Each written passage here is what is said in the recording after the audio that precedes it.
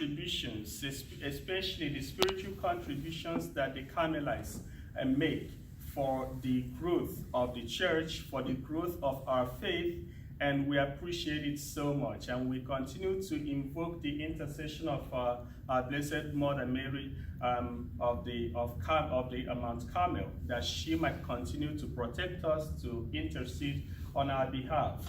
I will center our reflection on the first reading, which has been running, from the readings regarding the people of Israel, how they found themselves in the land of Egypt. Recall that, was it yesterday or 2 days ago, we read that a Pharaoh that did not know Joseph, a Pharaoh who did not know Joseph, came to power, ascended the throne.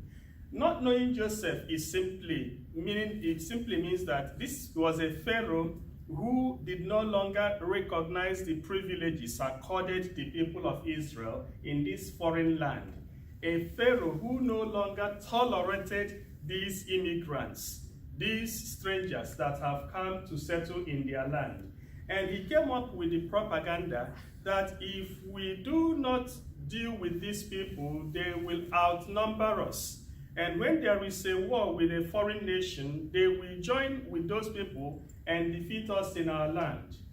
Now, having put out this propaganda, the people of Egypt bought the idea, and the Pharaoh now decreed that every child that is born to the Hebrews, if he was a male child, he was to be slaughtered.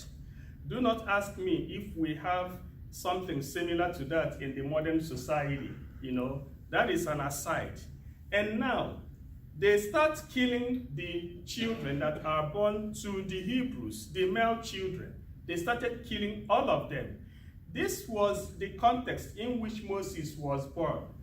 After his birth, his mother could not bear having this child slaughtered. She couldn't take it, And you know that children do not even understand that there is a danger. You can't tell a child not to cry. It's only adults that will say, don't talk, because they will hear your voice and slaughter you. But a child knows nothing, very, very innocent, helpless.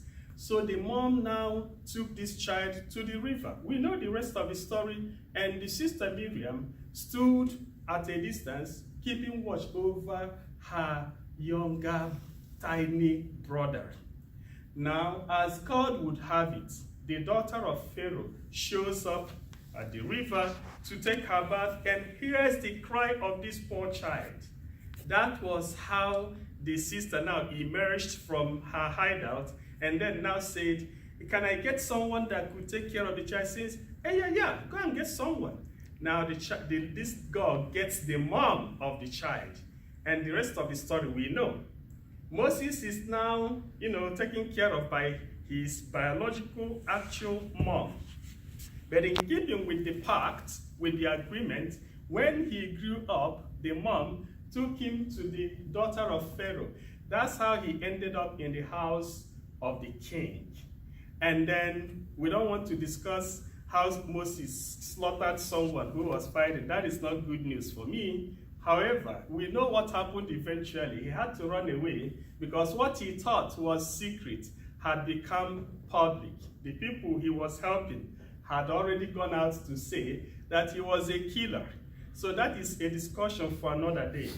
But there is something that is very important here, my dear beloved brothers and sisters. And what is it?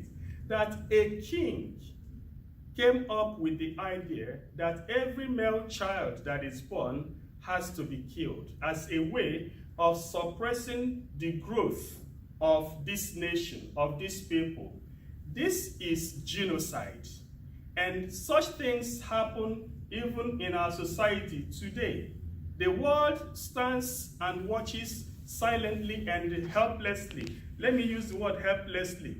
When some people, because they are not so powerful, they don't have anyone to speak for them, they are systematically being killed, being eliminated. This happens right before our very eyes every day in many parts of the world. People are persecuted in some parts of the world because they are Christians, because they are Catholics. They get killed. And no one goes to fight for them, probably because there is nothing to gain materially if we go to war in such places. If we intervene, there is no corresponding economic gain, and therefore we keep silent, and they are killed.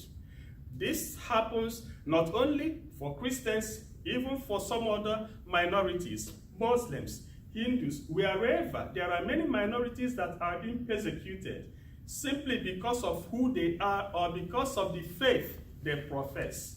And those that should speak up and fight for them, they keep silent. They do nothing about it. And what is more, what about the scourge of abortion? If Moses had been killed, he would not have rescued the people of Israel, for which God sent him to the world. On a day like today, we also need to pray for the gift of life. It is an irony that there are thousands of women and men out there praying for the fruit of the womb, praying to have kids, doing everything, going to the hospital. I mean, all the medical procedures imaginable on earth, they are doing it just to be blessed with a child or with children. And then on the other end, you see people who get children and they are willing to kill them. They are willing to dispense with them, to dispose of them. And these things go on every day in the abortion clinics in this country. Sometimes it becomes an official policy to end life, to terminate life.